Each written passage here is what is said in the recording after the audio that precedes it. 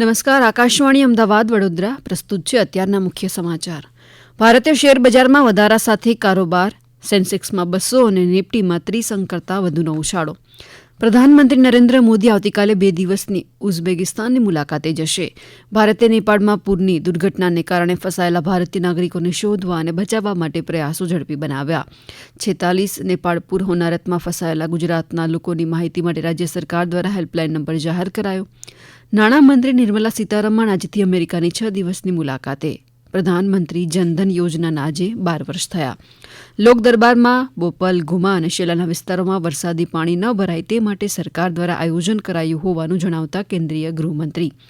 ગુજરાતની મુલાકાતે આવેલા આસામના મુખ્યમંત્રી હેમંતા બિસ્વા શર્માએ ગુજરાત અનેક ક્ષેત્રોમાં દેશભરમાં અગ્રેસર હોવાનું જણાવ્યું. વડોદરા, સોમનાથ, એકતાનગર અને પાવાગઢને ભિક્ષાવૃત્તિ મુક્ત કરાશે. ભાઈ બહેનના નિસ્વાર્થ પ્રેમના પ્રતીક સમા રક્ષાબંધન પર્વની ઉમંગ સાથે ઉજવણી. આજે દેશભરમાં રક્ષાબંધનનું પર્વ આસ્થા સાથે ઉજવવામાં આવી રહ્યું છે.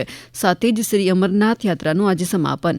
કેરળમાં સબરીમાલા મંદિર ઓણમ પૂજા બાદ આજે રાત્રે 10 વાગે બંધ થશે.